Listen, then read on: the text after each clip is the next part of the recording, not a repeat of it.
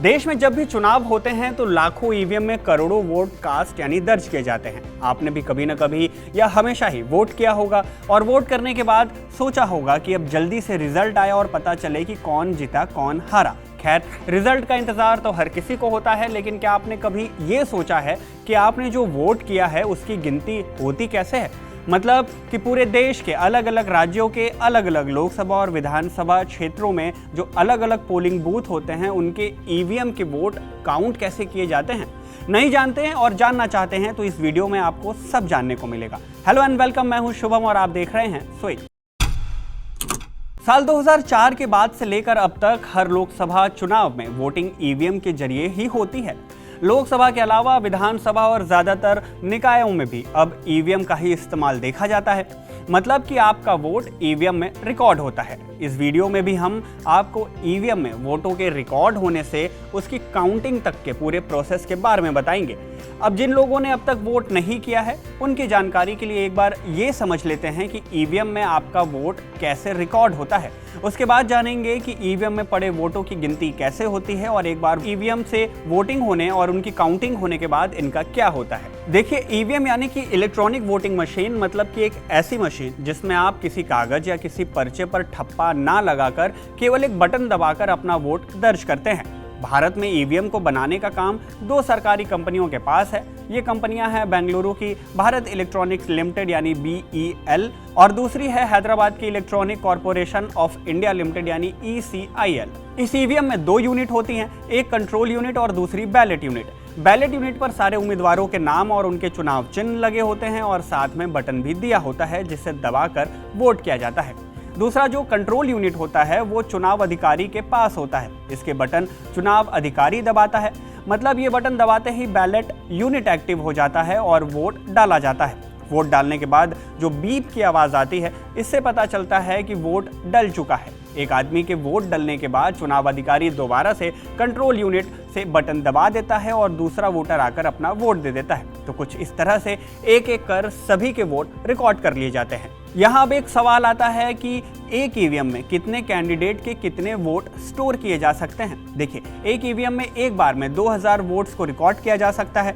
वहीं अगर कैंडिडेट्स की हम बात करें तो एक ईवीएम में 16 कैंडिडेट्स के नाम रखने का प्रोविजन होता है और अगर कैंडिडेट 16 से ज़्यादा हुए तो 64 तक यानी 64 कैंडिडेट्स के लिए 4 ईवीएम को आपस में जोड़ा जा सकता है। ये ईवीएम M2 ईवीएम्स हैं जो साल 2006 से 2010 के बीच आए थे, उनके बारे में ये जानकारी रही। वहीं साल 2013 के बाद से देखे जाने वाले M3 ईवीएम में कुल 24 ईवीएम को एक साथ जोड़ा जा सकता है, यानी कि एक बार में कुल 384 कैंडिडेट्स तक के लिए वोट कास्ट किया जा सकता है। खैर, ईवीएम के साथ ही आपको एक और मशीन देखने को मिलती है जिसे कहते हैं VVPAT। साल 2013 से मतदान के इस प्रोसेस में voter verified paper audit trail यानी VVPAT को जोड़ दिया गया। VVPAT सिस्टम में ईवीएम में वोट देने के बाद उस उम्मीदवार के नाम और चुनाव चिन्ह वाली एक पेपर स्लिप तैयार होती है। जैसे ही आप ईवीएम पर किसी पार्टी के किसी कैंडिडेट का बटन दबाते हैं, मतलब उन्हें वोट देते हैं, तो मशीन के अंदर आपको एक पर्ची दिखाई देती है। इसे देखकर वोटर यानी आप ये कंफर्म करते हैं कि ईवीएम में जो वोट आपने जिसे दिया है, जिस भी चुनाव चिन्ह या कैंडिडेट को दिया है, जिस भी बटन पर दबाया है, क्या वही VVPAT पे उस पर्ची पे दिखाई दे रहा है या नहीं। और 7 सेकंड के बाद ये पर्ची VVPAT मशीन के अंदर चली जाती है जिसे वोट को क्रॉस चेक करने के लिए इस्तेमाल किया जा सकता है। ईवीएम के अलावा एक और तरीका होता है जिससे वोट कास्ट किए जाते हैं। ये है ETPBS यानी कि electronically transmitted postal ballot system. Voting की ये खास फैसिलिटी उन खास लोगों को दी जाती है जो लोग अपने निर्वाचन क्षेत्र से बाहर सेवा में लगे हुए होते हैं, मतलब जो लोग सर्विस वोटर होते हैं। इसके जरिए भी देश में चुनावों में वोट डाले जाते हैं। खैर, एक बार जब पूरी वोटिंग खत्म हो जाती है तो इसके बाद ईवीएम और VVPAT को एक खास और सिक्योर्ड जगह पर इकट्ठा रखा जाता है। इस रूम को स्ट्रांग रूम कहा जाता है। इस रूम की सेफ्टी ऐसी होती है कि स्ट्रांग रूम में 24 घंटे CAPF के जवान तैनात रहते हैं। इसकी 24 घंटे CCTV से भी निगरानी रखी जाती है। देखिए, जब भी चुनाव होते हैं तो जैसे वोटिंग की तारीख तय की जाती है, वैसे ही वोटों की काउंटिंग की तारीख भी तय होती है। काउंटिंग के लिए एक खास सेंटर भी बनाया जाता है जो पूरी सेफ्टी और सिक्योरिटी से लैस होता है। एक विधानसभा क्षेत्र के लिए ये सेंटर एक और लोकसभा क्षेत्र के लिए ये एक से ज़्यादा भी हो सकते हैं। रिप्रेजेंटेशन ऑफ पीपल्स एक्ट 1951 के सेक्शन 128 और 129 के मुताबिक वोट काउंटिंग से जुड़ी जानकारी को गुप्त रखना बेहद जरूरी है। वोट काउंटिंग से पहले कौन से अधिकारी किस निर्वाचन क्षेत्र की और कितने नंबर के टेबल पर गिनती करेंगे, ये सारी जानकारी पहले नहीं बताई जाती है। वोटिंग वाले दिन सुबह 6 बजे तक सभी अधिकारियों को मतगणना सेंटर पर पहुंचना होता है, यानी जिस दिन वोट की काउंटिंग होती है उस दिन। इसके बाद जिले के मुख्य निर्वाचन अधिकारी और मतगणना केंद्र के रिटर्निंग ऑफिसर रैंडम तरीके से सुपरवाइजर और कर्मचारी को हॉल नंबर और टेबल नंबर अलॉट करते हैं। अब वैसे तो काउंटिंग की शुरुआत सुबह 8 बजे से होती है, लेकिन इसकी तैयारियों के लिए कई अधिकारी सुबह यानी 5-6 बजे तक ही तैनात हो जाते हैं। अब एक सवाल यहाँ ये उठता है कि वोटों की गिनती करता कौन है, इसके साथ काउंटिंग सेंटर के अंदर क्या क्या चीजें होती हैं और कौन कौन लोग होते हैं। देखिए, एक काउंटिंग हॉल में काउंटिंग के लिए 14 टेबल और एक रिटर्निंग अधिकारी के लिए टेबल लगी होती है। हालांकि किसी हॉल में 15 से ज्यादा टेबल लगाने के नियम नहीं है, लेकिन अगर जरूरत पड़ी और कोई खास परिस्थिति आई तो उसमें मुख्य निर्वाचन अधिकारी के आदेश पर टेबल की संख्या बढ़ाई भी जा सकती है।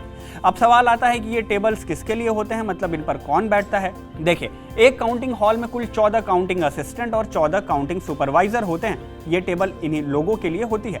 इसके अलावा एक टेबल रिटर्निंग ऑफिसर के लिए होती है। इन लोगों के अलावा काउंटिंग सेंटर पर क्लर्क और हर एक कैंडिडेट के काउंटिंग एजेंट्स भी होते हैं।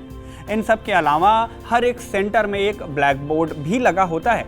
इन सब का क्या काम है, अब एक एक कर ये भी जान लेते हैं। देखिए, काउंटिंग हॉल में जो टेबल्स लगे होते हैं उन्हीं टेबल्स पर एक एक कर स्ट्रॉन्ग रूम से लाए हुए ईवीएम लाए जाते हैं और उनकी गिनती राउंड दर राउंड की जाती है।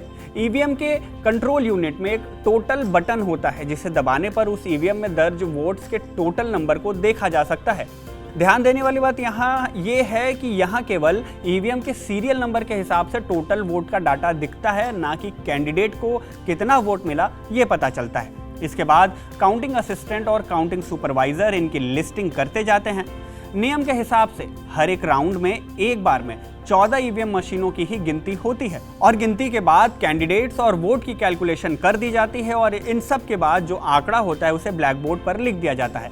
ऐसे करते करते सारे वोट्स काउंट कर लिए जाते हैं। काउंटिंग के दौरान हॉल में मौजूद सुपरवाइजरी ऑफिसर हर राउंड की गिनती के बाद रैंडम तरीके से किसी भी 2 टेबल को सेलेक्ट करके उन 2 टेबल के वोटों को क्रॉस चेक भी करता है। जब रिजल्ट की कैलकुलेशन हो जाती है तो फिर इस सारे डेटा को वेबसाइट पर अपलोड कर दिया जाता है। काउंटिंग रूम के अंदर की सिक्योरिटी इतनी टाइट होती है कि जिन स्टाफ, ऑफिसर्स और कैंडिडेट के काउंटिंग एजेंट्स को परमिशन मिली होती है, केवल वो ही लोग अंदर काउंटिंग सेंटर में जा सकते हैं। सिक्योरिटी ऐसी होती है कि जब तक रिटर्निंग ऑफिसर बुलाए ना, कोई पुलिसकर्मी भी अंदर नहीं आ सकता। इसके अलावा नियम तो ये भी है कि भले ही कोई भी केंद्र या राज्य सरकार का मंत्री ही क्यों ना हो, अगर वो उम्मीदवार नहीं है तो वो काउंटिंग सेंटर के अंदर नहीं जा सकता। नियम ये भी कहते हैं कि काउंटिंग सेंटर में तैनात पुलिसकर्मी और सुरक्षा कर्मियों के अलावा और जो कर्मचारी हैं इनके अलावा किसी को भी हॉल में मोबाइल तक ले जाने की परमिशन नहीं होगी। गिनती के समय वीवीपैट पर्चियों और उससे संबंधित ईवीएम के वोटों के रिजल्ट को भी ज़रूरत के हिसाब से टैली किया जा सकता है। वीवीपैट की काउंटिंग भी कुछ खास कंडीशंस में ही की जाती है, जैसे कि एक पोलिंग स्टेशन को रैंडमली सेलेक्ट कर ईवीएम से क्रॉस चेक कर लिया जाता है, या फिर अगर कैंडिडेट या फिर उसका कोई एजेंट लिखित तौर पर ये रिक्वेस्ट करे कि उसके पोलिंग बूथ के लिए वीवीपैट की काउंटिंग करी जाए, ऐसे कंडीशंस में वीवीपैट के पर्चियों की गिनती भी की जा सकती है। वैसे तो ज़्यादातर मामलों में वीवीपैट की पर्चियाँ और उससे संबंधित जो ईवीएम है उसके डेटा मैच कर जाते हैं, यानी टैली कर जाते हैं। लेकिन अगर ये दोनों टैली नहीं करते हैं, यानी दोनों के आंकड़ों में फ़र्क देखा जाता है, तो ऐसे मामलों में वीवीपैट की जो पर्चियां होती हैं उनके आंकड़े जो आते हैं उसे ही फाइनल माना जाता है। खैर, वोटों की काउंटिंग के बाद ईवीएम के कंट्रोल यूनिट के ऑफिसर इंचार्ज या फिर प्रिसाइडिंग ऑफिसर जो होते हैं वो मशीन को क्लोज कर देते हैं, यानी मशीन का क्लोज बटन दबा देते हैं और फिर मशीन स्विच ऑफ कर देते हैं। इसके बाद बैलेट यूनिट को उसके कंट्रोल यूनिट से अलग कर दिया जाता है और फिर कंट्रोल यूनिट को सील करके रख दिया जाता है। इसके डेटा को तुरंत डिलीट इसलिए नहीं किया जाता क्योंकि अगर काउंटिंग के बाद कोई कानूनी कार्रवाई होगी या फिर रीकाउंटिंग की ज़रूरत होती है तो कोर्ट के आदेश पर इस कंट्रोल यूनिट के डेटा को दोबारा से चेक किया जा सकता है। वैसे तो एक ईवीएम की उम्र 15 साल की होती है, इसके बाद उसको रिटायर कर दिया जाता है। लेकिन अगर डाटा की बात करें तो इसमें जो डाटा होता है उसे ताउम्र यानी कि ईवीएम की पूरी उम्र तक सुरक्षित रखा जा सकता है। इसका डाटा तभी हटाया जाता है जब इसे डिलीट कर नई वोटिंग के लिए तैयार किया जाता है, यानी कि मशीन को नई वोटिंग के लिए भेजा जाता है। तब तक के लिए इन ईवीएम को जिले के डिस्ट्रिक्ट इलेक्टोरल ऑफिसर यानी कि डीईओ की निगरानी में गोदाम में रख दिया जाता है। गोदाम भी कोई ऐसा वैसा नहीं, गोदाम में डबल लॉक सिस्टम काम करता है, जहां गोदाम की सुरक्षा में पुलिस बल हमेशा तैनात रहते हैं। इसके साथ ही सीसीटीवी सर्विलांस भी रहता है। अब नई वोटिंग के लिए इस्तेमाल करने से पहले जो प्रिसाइडिंग ऑफिसर और पोलिंग एजेंट्स होते हैं वो इस बात की पुष्टि करते हैं कि ईवीएम में पहले से कोई वोट सेव नहीं किया हुआ है। इसके लिए वो रिजल्ट बटन दबाकर ये चेक कर लेते हैं कि मशीन में पहले से कोई वोट तो स्टोर्ड नहीं है। इसके बाद ईवीएम के साथ एक मॉक ट्रायल कराए जाते हैं और वापस से मशीन का क्लियर बटन दबाकर एकदम से फ्रेश ईवीएम को नए वोटिंग के लिए तैयार कर दिया जाता है। तो कुछ इस तरह से देश में चाहे लोकसभा के चुनाव हो या विधानसभा के या फिर किसी निकाय के, जिन भी जगहों पर चुनाव होता है और उनमें ईवीएम का इस्तेमाल होता है, उन ईवीएम में रिकॉर्ड किए हुए वोटों की गिनती कुछ इस तरह से ही होती है। खैर, वीडियो में दी गई जानकारी आपको कैसी लगी कमेंट करके हमें जरूर बताएं। वीडियो अगर पसंद आई तो इसे लाइक करें, शेयर करें और स्विच को सब्सक्राइब जरूर कर लें।